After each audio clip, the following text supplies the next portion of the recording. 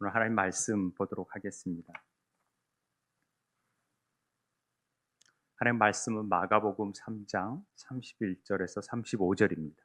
마가복음 3장 31절에서 35절. 제가 가진 성경은요 57쪽 되네요. 신약 57쪽이 되는데 우리 한 목소리로 같이 통독하도록 하겠습니다. 읽도록 하겠습니다. 찾으셨나요? 네, 읽겠습니다. 시작. 그때 예수의 어머니와 동생들이 와서 밖에 서서 사람을 보내어 예수를 부르니 무리가 예수를 불러 앉았다가 여짜오되 보소서 당신의 어머니와 동생들과 누이들이 밖에서 찾나이다. 대답하시되 누가 내 어머니이며 동생들이냐 하시고 둘러 앉은 자들을 보시며 이르시되 내 어머니와 내 동생들을 보라. 누구든지 하나님의 뜻대로 행하는 자가 내 형제요 자매요 어머니이니라. 아멘. 할렐루야. 무더위 속에서도 잘들 지내고 계십니까? 이렇게 광복주일이 지나면 좀 이렇게 선선해진다는, 또 우리가 지금 관례상 그렇게 선선해지고요. 또 날씨도 좀 수그러든다는 얘기를 듣습니다. 좀 건강관리 잘 하시고요. 올 1년 동안 저희들이 설교를 제가 늘 우리는 통독 본문을 가지고 한 주간에 읽었던 통독 본문을 가지고 설교를 했지만은 작년부터 제가 이제 구원의 절기에 맞춰서 설교를 좀 하겠다 선언을 했고 1년 계획을 가지고 우리가 이렇게 구원의 절기를 통한 설교를 쭉 해오고 있습니다. 하나님의 절기라는 새로운 패러다임 안에서 세례 요한을 통하여서 이제 제사가 아닌 하나님을 만남으로 회개하고 구원받는 하나님의 역사가 펼쳐지는, 하나님 나라가 이 땅에 임해버리는 놀라운 패러다임의 전환이 우리에게 이루어졌다라는 것, 그러면서 진정으로 하나님의 자녀, 하나님의 독생자가 이 땅에 성육신 하시는 그 성육신 절기, 그 다음에 성탄, 이제 딱 오셔서 성탄 절기, 성육신 절기와 구원의 절기가 겹쳐지는 2주가 있었고 십자가의 절기가 이제 되지 않습니까? 그래서 사순절 기간을 보내게 됐고, 그 다음에 홀리위크라 그래서 고난주간 일주일 동안 우리가 금식하며 새벽에 특세를 하며 이렇게 지냈던 것 같습니다. 그 부활의 절기는 또 6주간 부활의 절기를 지내고, 승천의 절기는 우리 개신교에서는 좀 생소한 절기지만은 승천의 절기를 우리가 한 주 동안에 이렇게 갖게 되었습니다. 그리고 성령의 절기가 5주. 이게 이제 오순절 절기부터 쭉 되는데, 오순절 절기를 좀 나눠서 성령의 절기를 5주, 성교의 절기를 5주, 그리고 하나님과의 동반자의 관계의 절기를 2주 이렇게 보내는 것입니다. 그래서 이번 주가 두 번째, 하늘과 동반자의 관계의 두 번째 절기가 해당이 되고, 종말론적 시기 2주를 보내면 1년에 우리가 절기 설교를 다 52주를 다 마치게 되어져 있습니다. 이번 절기를 제가 이렇게 묵상하고 또 함께 설교를 통해서 나누면서 하나님의 구원의 경륜 가운데 정말 놀라운 은혜를 매 주일마다 하나님은 아낌없이 우리에게 주시기를 원하시는구나. 그런데 그걸 받고자 갈망하고 그 목마른 자들, 그러니까 구원의 우물이라는 곳이 있는데 그곳에서 깊이 생수를 얻고자 하는 자들에게는 하나님께서 마음껏 다 주시는데, 이게 뭔지도 모르고 그냥 지나가는 사람들에게는 그 은혜가 그 풍성한 은혜를 누리지 못한다는 것이 좀 안타깝다라는 생각이 듭니다. 그러나 이런 우리 교회 안에 이런 구원의 절기를 통하여서 하나님의 그 풍성한 구원의 경륜과 은혜를 느끼고 조금이라도 깨닫게 해주셨다라는 데에서 너무 감사를 드리게 됩니다. 우리가 절기설교 하면은 그냥 사순절, 추수감사주일, 또 성탄절 이렇게만, 부활절 이렇게만 절기설교를 들었지만은 1년 내내 매주에 절기설교를 듣는다라는 것이 다소 좀 거부감이 있을지 모르지만은, 그러나 하나님께서 우리를 구원을 풍성하게 하기 위해서, 그래서 그 속사람이 그리스도 안에서 형성돼서 자라게 하기 위해서 얼마나 많은 장치들을 해 놓으시고 그것들을 막 아낌없이 주려고 하고 계신다라는 것을 좀 느꼈으면 좋겠습니다. 저에게는 특별히 승천절기와 이 하늘과의 동반자의 관계의 절기가 다소 생소하고 또 여러분들도 처음 들어본 분들이 많을 텐데 저는 굉장히 은혜가 됐었어요. 아, 승천의 절기를 우리가 그 초대교회에서 가졌던 그 의미들을 우리가 많이 놓치고 있구나. 그 유산을 많이 개신교가 빠뜨리고 있구나. 이런 생각이 들었고 하늘과의 동반자 관계라는 것들을 잘 알지 못하니까 우리가 구원받은 자로서의 참된 그 기초가 너무 부족하다라는 생각을 갖게 되었던 시간이 아니었나 생각이 듭니다. 그래서 우리가 하늘의 동반자, 하나님과의 그 동반자의 관계, 파트너라는 관계에 있다라는 것이 정말 제게는 흥분되는 일이었었습니다. 내가 하나님의 일을 같이 할 수 있는 하나님의 일꾼이고 사역자고 또 하나님의 대사로서 일을 한다라는 것이 제사장으로서 일을 한다라는 것이 얼마나 복된 일이고 감격적인 일인가를 깨닫게 되었지요. 오늘 우리가 하늘에 속한 자로서 이 땅에 부름받은 자, 보냄받은 자로서 어떤 삶을 살아야 되는지를 이 하늘과의 동반자 관계의 절기를 통하여서 두 번째 시간을 통하여서 함께 나누게 되기를 원합니다. 특별히 이 말씀이 왜 이런 동반자 관계에 우리가 묵상해야 되고 계속 음미해야 되는지를 함께 나누게 되기를 원합니다. 자, 오늘 31절 보도록 하겠습니다. 31절에 그때 예수의 어머니와 동생들이 와서 밖에 서서 사람을 보내어 예수를 부르니, 여러분들이 말씀을 들으면 그 이미지를 참 떠올려 보면 참 좋을 것 같습니다. 어찌됐든 어떤 그때라는 때가 있습니다. 그때가 도대체 어느 때인지를 우리가 아는 게 중요하죠. 갑자기 사복음서를 강해를 했다면 문제가 안 되는데 갑자기 하니까 그때가 언제인지를 우리가 알 필요가 있죠. 그때는 언제냐면 마가복음 3장에 20절, 21절을 보면은요. 한번 같이 읽을까요? 시작. 집에 들어가시니 무리가 다시 모임으로 식사할 겨를이 없는지라 예수의 친족들이 듣고 그를 붙들러 나오니 이는 그가 미쳤다 하밀러라. 자, 어느 때냐면 예수님이 많은 병자들을 고치셨습니다. 중풍병자, 마가복음을 읽어보면요, 나병 환자 이런 사람들을 고치세요. 그리고 귀신을 쫓아냅니다. 그런 놀라운 일들을 행하니까 서기관과 바리새인들이 저 사람은 귀신의 힘을 빌려서 쫓아내는 거 아닌가? 라고 시비를 걸게 됩니다. 그리고 저 사람도 미쳤으니까 저렇게 귀신의 힘을 빌려서 일하는 거 아닌가? 이런 소문이 들리기 시작했고 그 소문이 예수님의 친족들에게도 들려졌다라는 거죠. 그러니까 예수님의 친족들이 어떻게 하겠어요? 예수님을 만나러 오겠죠. 좀 데려가려고. 왜 미쳤는지 아닌지도 보고 싶고 도대체 왜 이런 일들이 있는지 데려가고 싶고 하는 마음이 있었겠지요. 그래서 아마 미쳤다 하니까 그를 붙들려고 나왔다라는 얘기가 나옵니다. 그리고 바로 22절에 어떤 내용이 나오면 예루살렘에서 내려온 서기관들은 그가 바알세불이 집혔다 하며 또 귀신의 왕을 힘입어 귀신을 쫓아낸다고 얘기했다라는 거죠. 계속 그렇게 말을 하는 것입니다. 예수님의 이적 자체를 그런 눈으로 보는 거죠. 저거 귀신의 힘을 빌려서 지금 귀신을 쫓아내고 있다. 자기들이 이제 인정하고 싶지 않은 부분들이 있으니까 그렇게 되는 거죠.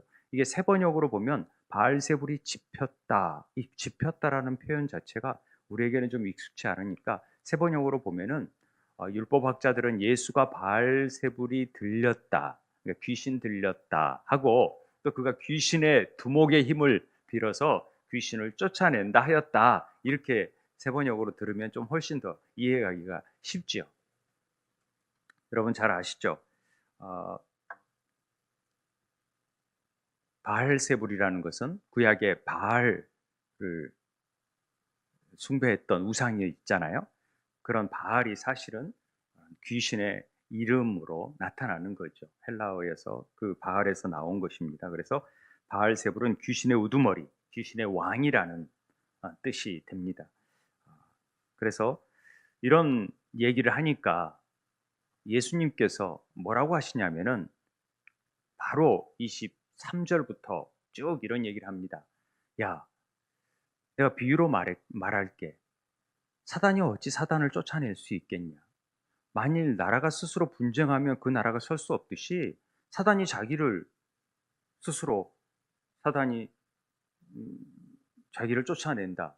이건 망하는 길이지 뭐니? 이렇게 얘기를 하시는 거죠. 그러면서 27절 다 같이 한번 읽겠습니다. 시작. 사람이 먼저 강한 자를 결박하지 않고는 그 강한 자의 집에 들어가 세간을 강탈하지 못하리니 결박한 후에야 그 집을 강탈하리라. 이렇게 말씀합니다. 어,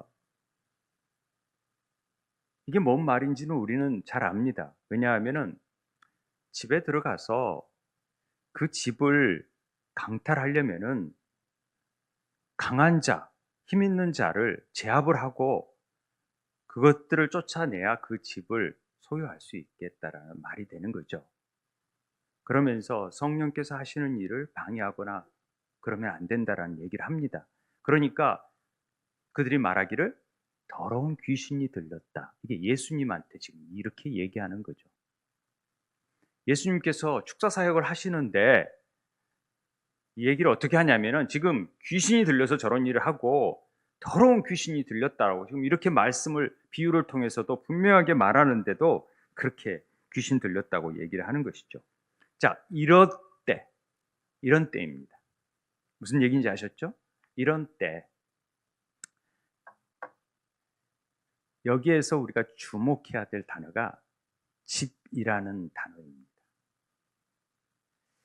집에 들어갔다. 우리는 생각하기를 그냥 집에 들어갔는구나 이렇게 생각하는데 여기서 마가는 굉장한 의도를 가지고 집이라는 단어를 쓰고 있다는 것이죠. 그리고 헬라어의 집이라는 단어 자체가 어떤 의미를 주냐면은 여러분 집이라는 단어를 헬라어로는 여러분들이 다 알고 계세요.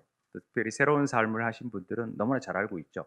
이 오이코스라는 말이 집이라는 뜻입니다. 그래서 우리 오이코스 전도법 이런 것들을 교회 다니시는 분들은 들어봤는데 그게 관계 전도, 가족 전도, 가까운 사람의 인연을 맺어 가지고 전도를 하는 법을 오이코스 전도법이라고 하는데 집이라는 뜻은 헬라어로 오이코스, 히브리어는 바이트라는 집이라는 뜻이 있지만은 오이코스라는 말은 집도 되지만 가족도 오이코스라고 그래요. 집 안에 우리가 가족들이 있으니까. 그리고 성전이라고도 해요. 오이코스를.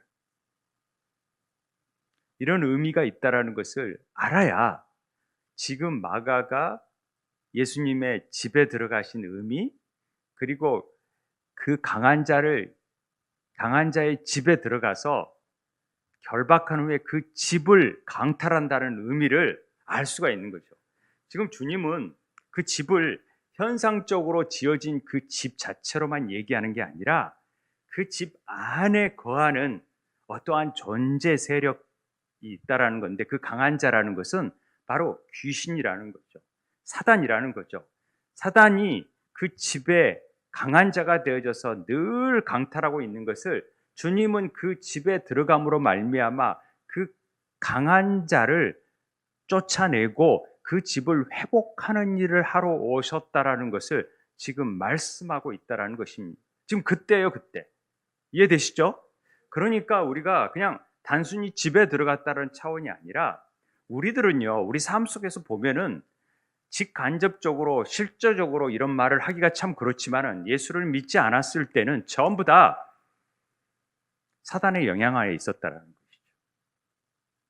그래서 직간접적으로 세상 권력의 힘, 그 강한 자의 힘에 억압되어져서 늘 그렇게 살아왔습니다. 돈이 힘이지, 권력이 힘이지, 그거에 아부하고 그걸 얻기 위해서 노력하고 거기 힘에 어쩔 줄 몰라 하면서 우리는 힘들어하고 거기에 굴복했던 사람들이 많지요.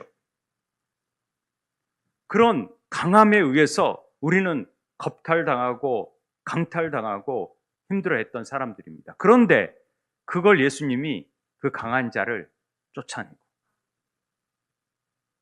결박해버리고 그리고 내쫓은 것입니다. 그리고 하나님의 집으로 회복하는 일을 하시겠다 하는 일이 주님의 사역 가운데 나타난 귀신을 쫓아내는 사역의 더 구체적인 의미인 것이죠. 그래서 주님은 집에 들어가셨다라는 표현을 이런 표현으로서 집에를 들어가시는 것이고, 결과적으로 우리 안에 들어오시겠다라는 표현입니다. 그래서 우리 안에 여전히 포로되어 있고 눌려져 있고 사로잡힌 것들을 성령을 통하여서 이것들을 해방시키고 자유케 하고 놓여지는 역사를 경험케 만드는 것이 하나님의 행하시는 일이다 라는 것을 우리에게 보여주는 것이죠. 그래서 이 의미들을 잘 알고 있어야 됩니다. 우리가 집으로 들어가서 그냥 단순한 집으로 들어가서 쉬었구나, 뭐 어떤 집이구나, 누구 집이구나 이런 차원이 아니라는 것을 일부러 누구의 집이라는 얘기도 안 하고 그냥 집에 들어가셨고 무리들이 모였고, 그런데 식사할 겨를이 없어서 사람들이 모여 있고 막 이런 표현을 쓰는 것들은 그런 관점에서 우리가 알아야 된다는 것이죠. 다시 말하면 우리는 귀신의 영향력을 늘 받고 있는데 그런 집에서 귀신을 쫓아내야 하는 것이고, 그래서 그런 영적인 측면에서 주님이 이 세상의 집에 있는 것들을 다 깨뜨려 버리시고 새롭게 창조하고 싶은, 하나님의 집으로 창조하고 싶은 하나님의 열망과 사역이 있다라는 것을 우리에게 가르쳐 주는 것입니다. 그래서 하나님께서 다스리는 집, 그분이 우리 안에 들어오심으로 우리가 성전이 되어가는 것이죠. 그분이 주인된 삶을 사는 그런 삶을 살게 된다라는 것이 이 본문의 의미가 있었는데, 그 의미로서 지금 그때 지금 이런 일들이 이루고 있을 때, 바로 이런 때에 예수의 어머니와 동생들이 와서 밖에 서서 사람을 보내어 예수를 부르고 있는 장면이 나타나는 것입니다. 이 본문이 참 이 하늘과의 동반자의 관계에서 왜 이 본문을 묵상해야 되는지를 우리에게 정말 가르쳐주는 메시지가 크다고 저는 생각을 합니다. 자, 집의 개념이 지금 가족으로 확장되어 있는 것을 우리에게 가르쳐주는 사건이 이 예수의 어머니와 동생들이 오는 사건으로 되어져 있습니다. 잘 보세요. 사실 집과 가족은 개념이 같으면서도 다릅니다. 오이코스라는 말은 집이면서 집 안에 다 가족들로 되어 있으니까 되는 거죠. 가족과 식구의 개념이 차이가 있다는 거 아시죠? 가족은 부부를 통하여서, 혈연을 통하여서, 자녀들을 통하여서 어떤 이루어진 관계가 가족이고요. 식구는 한 울타리 안에서 밥을 같이 먹고 잠을 같이 자는 사람을 식구라고 합니다. 그런데 가족 간의 관계가 있으면서도 그저 밥만 먹고 지내는, 식구같이 지내는 사람도 있고, 또 가족이 아닌데도 같이 밥을 먹고 지내는 사람은 한 식구라고 보는 것이죠. 그래서 우리는 목장 가족이라고 안 하고 목장 식구라고 얘기하는 것은 같이 밥을 먹고 지내기 때문에 목장 식구라는 표현을 쓰고 있는 거라는 것들은 기본적인 거니까 이렇게 알면 좋겠습니다. 그런데 우리 가족이라는 건요, 우리가 선택해서 되어지는 게 아니에요. 여러분, 선택한다고 되어집니까? 아니죠. 내가 선택한 게 아니에요. 내가 목적을 선택하는 게 아니라 그냥 살다 보니까 어느 분이 딱 들어와서 목장 식구가 되어지는 거죠. 그럼 같이 지내야 되는 거예요. 나 이 가족 안 할래. 나 이 식구 안 할래. 그럴 수 없어요. 그냥 우리가 가족 관계 안에서 우리가 아버지를 선택하거나 어머니를 선택할 수 없이 그냥 된 거죠. 이게 가족이라는 것입니다. 자, 예수님이 이렇게 미쳤다라는 얘기를 들으니까 가족들이 염려되고 속상하지 않았겠습니까? 아니, 도대체 뭘 한다고 돌아다니는데 저런 소리를 듣는단 말인가 라고 생각을 하면서 염려해서 그를 붙들려고 찾아왔다라는 얘기를 들었습니다. 그 가족 중에 누가 왔냐면 어머니와 동생들이 왔다라는 얘기를 통하여서 친족들이 왔다라는 표현보다도 어머니하고 동생들이 왔다라는 것은 훨씬 더 좀 친근하게 다가옵니다. 사랑이 느껴지는 단어인 것 같아요. 어머니와 동생이라는 말 자체 안에는. 그런데 그들이 밖에 서 있습니다. 들어올 수 없었죠. 뭔가 사람들이 많아서 들어올 수 없었던 것 같아요. 예수님을 삥 둘러싸고 있어서 그것이 한 집 안에서 있었던 일이고, 집 밖에서는 서서 있는 것이죠. 잠깐 이 그림을 제가 이렇게 영화들을 찾아보니까 이런 그림이 있더라고요. 이런 그림에서 한 개는 예수님 주위에 많은 사람들이 둘러 앉았는데 그 둘러 있는 사람들이 많이 표현되지 못했다 그래서 저는 굉장히 좋은 그림이라고 생각지는 않습니다.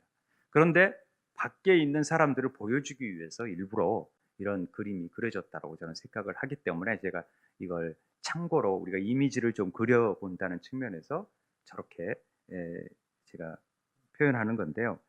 지금 안에는 누가 있냐면 예수님과 무리들이 있습니다. 무리들이 앉아 있습니다. 둘러싸여 있습니다. 예수님의 가족이라고 할 수 있는 혈연적인 가족들은 집 밖에 서 있는 모습을 우리가 볼 수 있습니다. 들어갈 수가 없습니다. 그래서 불러내야만 하는 것이죠. 잘 보세요. 예수님이 누구랑 같이 있다고요? 무리들과 같이 있습니다. 그리고 집 안에 있습니다. 혈연적인 관계에 있는 사람들은 밖에 있습니다. 이건 마가의 굉장한 의도를 가진 구도입니다. 우리가 이미지로 떠올리지 못해서 그렇지 모르지만 그래서 사람을 보내어 예수를 불렀다라는 표현을 쓰는 것입니다. 32절에 보면은 무리가 예수를 둘러 앉아 있죠. 다가 여짜오되 보소서 당신의 어머니와 동생들과 누이들이 밖에서 찾나이다. 이런 얘기를 들었다라는 거죠. 예수님을 둘러 앉았다라는 표현은요, 굉장히 놀라운 표현입니다. 어찌됐든 예수님 앞에 나와서 예수님 말씀을 듣고 예수님의 행한 기적들도 보았을 것이고 귀신을 쫓아내는 일들도 보았을 것이고 병을 고치는 일들도 보았을 것이고 그런 모습을 보면서 강한 자가 어떻게 예수님이 강한 자를 결박하는 부분들을 실제적으로 목도하고 경험했던 사람들입니다. 그런 사람들 사이에서 지금 보니까 예수님 진짜 어머니하고 동생들, 누이들이 밖에서 지금 찾고 있다라는 표현을 하고 있는 것이죠. 그런데 예수님이 이런 말을 듣고 어떻게 대답하시냐면은 33절 같이 한번 읽을까요? 시작. 대답하시되 누가 내 어머니이며 동생들이냐 하시고 둘러 앉은 자들을 보시며 이르시되 내 어머니와 내 동생들을 보라. 네, 이 말을 잘 보셔야 됩니다. 자, 누가 내 어머니며 동생들이냐? 여러분, 이걸 어머니와 동생들이 들었다면은 얼마나 서운하겠습니까? 정말 미쳤네. 어머니하고 동생들도 못 알아보고 저게 뭐야? 라고 생각이 들었을 거라고 생각이 듭니다. 그런데 지금 이걸 누가 얘기하냐면요. 무리한테 얘기하는 것이에요. 무리한테. 둘러 앉은 자들을 보시면서 말씀하시는 거죠. 여러분 예수님의 지금 화법에 누구한테 얘기하고 있는지를 지금 이 메시지를 누구한테 주고 있는지를 여러분들이 잘 알고 계셔야 된다는 얘기입니다. 자, 둘러 앉는 자들을 보시면서 내 어머니와 내 동생들을 보라 이런 얘기합니다. 그런데 제가 어떤 설교를 듣는데 깜짝 놀랐어요. 저 말을 저렇게 한다고? 목사님이 그러는 거예요. 야, 예수님이 자 둘러 앉는 자들을 보시면서 이르시되 자, 내 어머니와 내 동생들을 보라. 이렇게 말씀하셨다라는 거죠. 에?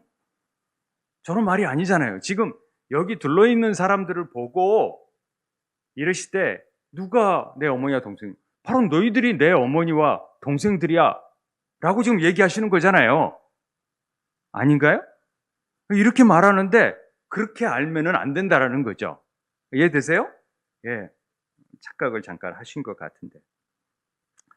어찌됐든 지금 둘러앉는다라는 이 앉다라는 표현은요, 좀 우리가 헬라어에서 좀 깊게 들어봐야 될 말입니다. 이 카데마이라는 헬라어는요, 뭔가를 경청하기 위해서 발 앞에 듣는 거예요. 그렇기 때문에 굉장히 주의를 기울이고 앉는 거죠. 카데마이라는 건 앉다라는 것이고 카데는 아래라는 뜻인 전치사인데 아래에서 듣는 거죠. 그러니까 마리아가 예수님 발아치에 듣는 것과 마르다는 밖에 서서 일하는 것 이런 자체를 우리가 설명할 때 이런 앉는다라는 표현을 쓰는데 둘러 앉는 자들을 통하여서 지금 주님은 말씀하고 계시는데 그들이 내 어머니와 내 동생이다라는 표현을 하고 있다라는 것입니다. 갈릴리 사람들이 볼 때는 어? 저 사람들이 내가 알기로는 다 어머니이고 동생인데 왜 우리 보고 이런 얘기를 하는 거지? 예수님이 정말 미치셨나? 이렇게 생각할 수도 있지 않겠습니까? 그런 사람들이 일반적으로 그렇게 생각하는 사람들이 있죠. 그런 걸 보면서 일반 사람들이 또 하는 얘기들이, 야, 예수 믿는 사람들은 가족도 몰라보고 자기들끼리 뭐 이렇게 한다, 뭐 이런 식으로 말도 하기도 합니다만은, 예수님이 말씀하시는 것이 혈연 관계를 무시하고자 지금 하시는 말씀이 아니라는 것을 여러분들이 꼭 알아야 됩니다. 누가 내 어머니이며 동생들이라는 이 수사적인 질문은 이 일을 통해서 가족 관계를 부인하게 하고자 하는 것이 아니라, 진정한 의미에서 가족이 뭐냐, 바로 이런 표현을 한 거지만은, 진정한 의미에서 가족은 혈연 관계를 뛰어넘어서는 것으로 진정한 아버지인 하나님을 섬기면서 그분의 말씀에 경청하며 순종하며 행하는 사람들이 이 가족이다라는 것을 가르쳐 주기 위해서 오늘 35절, 누구든지 하나님의 뜻대로 행하는 자가 내 형제요 자매요 어머니라는 말을 결론적으로 하시는 거죠. 이해가 되시죠? 지금 가족 관계를 부인하려고 그런 게 아닙니다.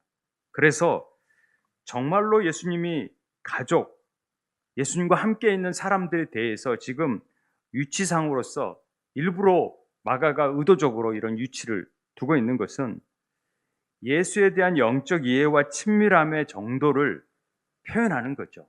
그러니까 실제적으로 밖에 서 있는 예수의 진짜 혈육 있는 가족들은 예수님이 마치 미친 것처럼 알았고, 그분의 사역에 대해서 자신의 아들이요 또 형인 사람에 대한 정체성을 이해하지 못했다라는 것이죠. 하나님의 자녀의 사역을 이루지 못하고 이해하지도 못하고 그냥 미친 것으로 해서 데려오려고 해서 밖에 서 있는 자들이고, 무슨 얘기인지 아세요? 그리고 안에 있는 자들은 이 하나님의 뜻을 알기 때문에, 그리고 그걸 설명한 것을 듣기 때문에 그들이 내 형제요, 내 어머니요, 내 동생이다라는 얘기를 하고 있다라는 그 개념을 여러분들이 알고 계셔야 된다라는 것입니다. 이게 어떤 의미를 주려고 한 건지를 여러분 아시겠죠? 그러니까 혈연적 관계의 부인이 아니라 영적 의미에서 진정한 내 가족의 의미, 이것들을 새롭게 하나님께서 창조해 가시는 내용인 것을 우리에게 보여주고 있는 것입니다. 그래서 누구든지 하나님의 뜻대로 행하는 자가 내 형제요 자매요 어머니라는 얘기를 하고 있는 것입니다. 그러니까 우리가 하나님의 말씀을 듣고 이렇게 하나님 말씀의 뜻을 행하고자 하고 하나님의 의도하신 하나님의 뜻, 하늘의 동반자의 관계로서의 삶을 살고자 하는 것 자체가 하나님이 볼 때는 새로운 하나님 나라의 가족으로 삼는다라는 표현을 하고 있는 것입니다. 가족 관계를 완전히 무시하자는 차원이 아니라요. 그래서 우리가 하나님의 뜻이 이 땅에서도 이루어져야 되는 그런 하나님의 그 뜻을 알고 행하는 자들은 우리가 그리스도 안에서 한 가족이다, 이렇게 보는 겁니다. 영적 스피리추얼 패밀리다 라는 얘기를 하고 있는 것입니다. 이 새로운 가족이 어떻게 만들어지냐? 바로 예수를 둘러싸고 그의 말씀 앞에 경청하는 죄로 앉아 있는 자들을 통하여 이 새로운 가족은 이루어진다라고, 그것이 집이다 라고, 그것이 성전이고 그것이 교회다라는 얘기를 행하고 있는 것이죠. 하나님의 자녀가 되어져서 주님이 우리를 찾아오십니다. 그리고 우리 안에 들어오시면서 우리는 그의 성전이 되어가는 것이죠. 귀신이 다시 귀신의 집이, 도둑의 소굴이 이제는 하나님의 성전으로 바뀌어져 가는 것입니다. 우리는 그의 집이 되고 그의 가족이 되어지고 그의 성전이 되어져서 우리가 그의 교회를 이루어가는 것입니다. 이게 오이코스라는 의미를 우리에게 주는 부분입니다. 그러니까 우리는 예수를 둘러싸고 늘 앉아 있어서 주님의 말씀에 경청하며 그 말씀을 믿고 믿고 행하는 삶을 살게 되어질 때 하늘의 뜻이 이 땅에 이루어진 것처럼 영적 가정을 통하여서 하늘의 동반자의 관계로 설 수 있다라는 것을 지금 말씀해 주시는 것입니다. 이해되십니까? 그래서 로마서에 믿음은 들음에서 나며 들음은 그리스도의 말씀으로 말미암는다고, 그래서 주의 말씀을 아는 것이 참 중요합니다. 에베소 5장에 보면은요, 이 부부 관계를 얘기하는 중요한 내용이 나옵니다. 우리가 결혼할 때 주로 많이 쓰는 말이잖아요. 남자는 아내를 사랑하고 아내는 남편을 존중해라, 이런 의미로 에베소서 말씀을 많이 이용하는데요. 그러나 우리가 전혀 모르던 사람이 어느 날 잠깐 만나가지고 마음이 통해요. 그리고 결혼을 해요. 3개월 만에. 그러더니 부모보다도 더 친밀한 관계가 되어버리는 거예요. 30년을 그렇게 키웠는데 3개월 만났다고 그렇게 친해져 버리는 거예요. 그러면 이게 뭐지? 그런데 이게 하나님의 섭리가 되어질 수 있다라는 거죠. 우리가 그리스도의 신부로서 예수님이 신랑 되신 예수님을 어느 날 만나는 순간부터, 그게 몇 개월이 되든 그 진정한 만남이 이루어지면요, 내 삶을 다 바칠 만큼 가까워지고 가족들도 마다하고 나는 선교하러 가고 막 오지로 가고, 이런 경험이 없습니까? 이게 하늘나라의 동반자의 관계 안에서 새롭게 하나님이 창조하시는 영적 패밀리 그룹에 속해 버리는 것입니다. 이 의미를 우리가 잘 알아야 됩니다. 그래서 결혼식을 하는 거예요. 그 결혼식의 의미가 이 비밀인데, 이 비밀이 그리스도와 교회에 관한 내용이죠. 그리스도와 우리에 관한 내용이라는 것을 알려주기 위해서 이 결혼의 예화를 통해서 우리에게 가르쳐 주는 거죠. 남자와 여자 부부됨을 통하여서 이 그리스도와 교회의 비밀을 알려주시는 것입니다. 그래서 집을 새롭게 하시고 가정을 새롭게 하시는 그런 분으로 우리에게 찾아오시는 거죠. 지금 이단들이 가끔 이런 본문을 가지고, 야, 너희들은 부모 말 듣지도 마. 오직 내가 재림 예수니까 내 말을 들어야 돼. 그러면서 이렇게 교육하고 가스라이팅 해가지고 이렇게 하는 방식으로 세뇌시켜가지고 이렇게 겨눈금을 가끔 봅니다만은, 이 본문을 통해서 그런 게 아니라는 거죠. 주님은 오히려 가족들을 인정하셨어요. 우리 십자가의 상에서도 여자여 보셔서 내 어머니다. 그리고 제자들에게 부탁하시지 않습니까? 요한복음 19장 7절에 제자들에게 이르시되 보라 내 어머니라 하신데, 그때부터 그 제자들이 자기 집에 모시니라. 그러니까 어머니에 대한 부분을 인정했었어요. 그래서 뭐 가족을 지금 버리셨다는 얘기가 아니잖아요. 우리는 이 가정이 어떻게 보면은 이런 영적인 의미를 잘 알면서 우리의 가족이 어떻게 돼야 되냐면은, 하나님께서 원하시는 가정은 우리의 가정이 말씀 앞에 둘러앉아서 가정 예배를 회복하고 또 새롭게 하나님을 앙망하며 말씀 앞에서 늘 하나님의 뜻을 구하고 그리스도 안에서 연합되어져서 하나 되기를 원하는 진정한 가족이 되기를 원하는 것이죠. 그래서 그리스도의 상의 중심으로 둘러앉아서 늘 말씀을 나누고 예배하고 그런 꿈, 그런 비전을 우리에게 주시는 것입니다. 우리에게 제 삶에도 영적 어머니가 있는데 영적 아버지 이런 표현을 쓰잖아요. 우리는 끊임없이, 바울은 갈라디아 성도들에게 너희 속에 이 그리스도의 형상을 이루기까지 다시 너희를 위하여 해산하는 수고를 나는 감당하노라. 여러분, 애를 낳는 고통은요, 저는 나지 않아서 모르겠지만 얼마나 힘듭니까? 그런데 여러분, 이 그리스도의 형상을 만들기 위해서, 이 가정을 온전히 세우기 위해서 얼마나 많은 고통이 필요한지 몰라요. 자녀들을 위해서 다시 그리스도의 형상을 만들기 위해서 마음이 찢어지고 어떤 어려움을 당하고 괴로움을 당하더라도 이 온전하게 가정이 그리스도 안에서 회복하고 그리스도의 형상을 회복하는 일에 우리는 힘써야 된다는 얘기를 하고 있는 것입니다.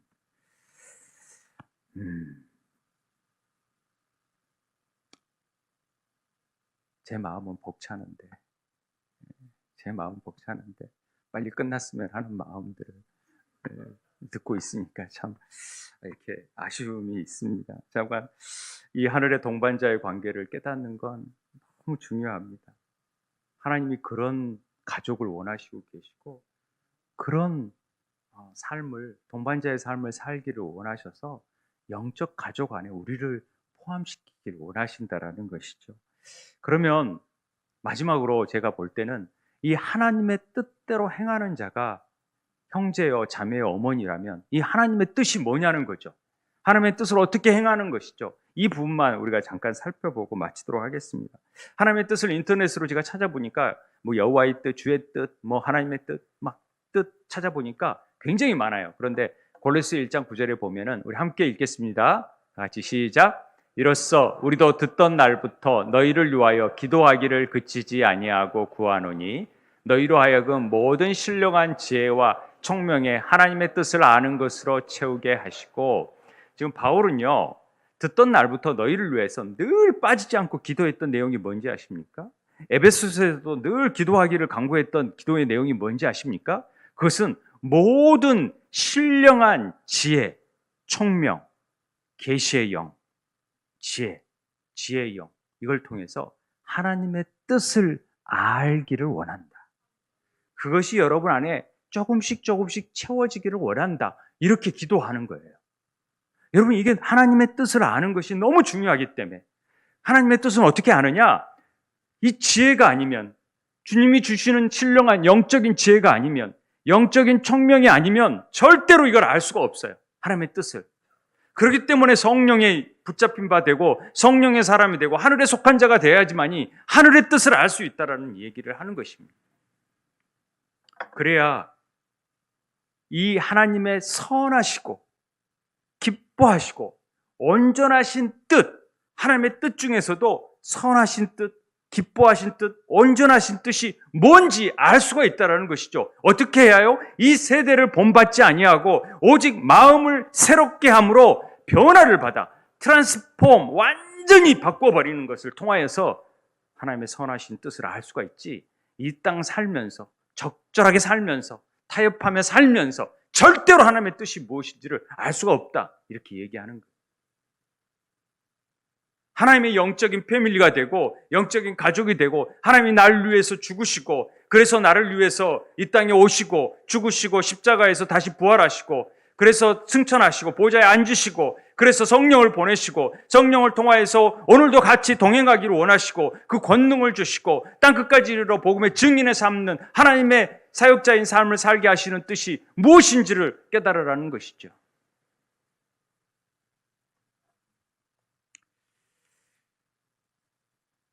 그래도 우리는 잘 모르잖아요. 하나님 뜻이 뭔지. 그래서 하나님 뜻이 뭔지를 정확하게 데살로니가 전서에서는 바울은 이렇게 설명합니다. 하나님의 뜻은 이것이니 너희의 거룩함이라. 거룩해라는 거죠. 이 거룩함은 하나님의 성품 아닙니까? 내가 거룩하니 너희도 거룩하라 말씀하시면, 레위기에서 그렇게 말씀하시지 않나요? 예, 그렇게 말해요. 그런데 여기서 말하죠. 내가 거룩하니 너희도 거룩할지라. 그렇게 말하는데 데살로니가전서 보면은 하나님의 뜻은 이것이니 거룩함이라. 곧은 이 거룩함을 설명하는 뜻입니다. 거룩함이 뭐냐? 음란을 버리라는 거죠. 하나님만을 사랑해야지 다른 것을 사랑하면 안 된다. 그런 것이 음란이다. 음란이죠. 그리고 각각 거룩함과 존귀함으로 자기 아내 대할 줄 알아. 아내를 존귀하게 대하고 거룩함으로 대하고, 이것도 거룩함이다. 하나님을 모르는 이방인같이 세욕을 따르지 말고 이 일의 분수를 넘어서 형제를 해하지 말라. 이것들이 거룩함의 하나의 범주에 들어가는 거죠. 하나님의 속성이 그렇다라는 것입니다. 그래서 레위기에서도 이렇게 말씀하시는 거고, 데살로니가전서 5장 16절 18절에 보면은 하나님의 뜻이 또 분명히 나타나죠. 항상 기뻐하라, 쉬지 말고 기도하라, 범사에 감사하라. 이것이 그리스도 예수 안에서 너희를 향하신 하나님의 뜻이니라. 다 알아요, 다 알아. 항상 기뻐하라, 쉬지 말고 기도하라, 범사에 기도하라. 이거 모르는 성도들, 이게 하나님의 뜻인지 모르는 사람, 하나님 뜻이 뭔지를 모른다고 하니까, 지혜 계시의 영을 달라고 하니까 가르쳐 주시는데도 왜 항상 기뻐하지? 내가 항상 기뻐하는가? 이걸 행하는 삶을 살아야 형제라 자매라 하는데 기뻐하는 삶을 살지 못해요. 슬퍼요. 기도 가끔 해요? 범사에 감사하라? 범사에 원망하고 불평해요? 이러면 하나님 뜻이 아니죠.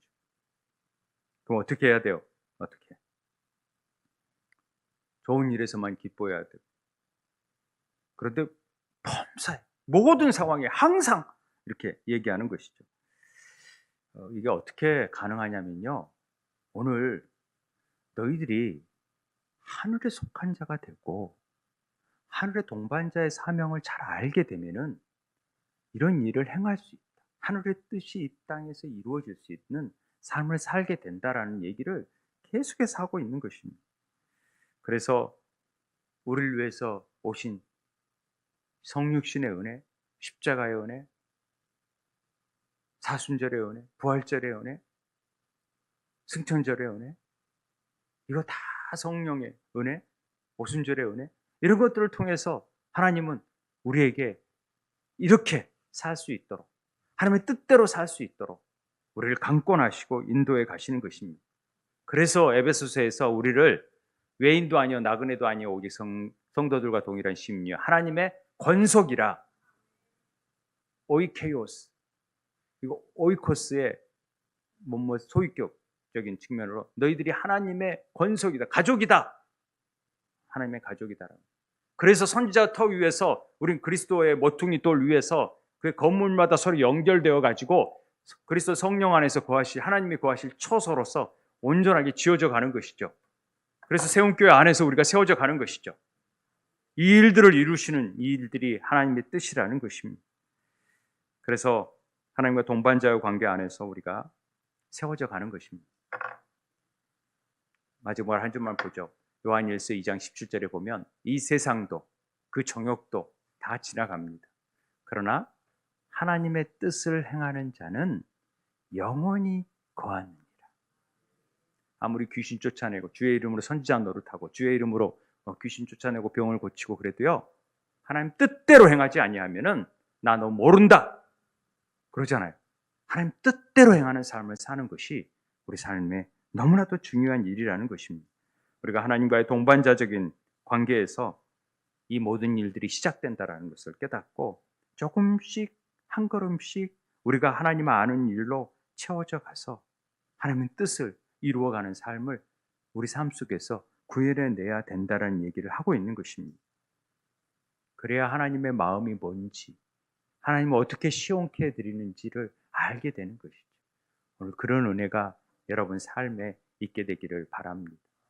예, 우리 하나님 아버지의 마음 찬양하면서 우리 오늘 이 동반자의 관계에서 주셨던 말씀, 영적 패밀리의 의미들을 더 깊게 생각해 봤으면 좋겠습니다.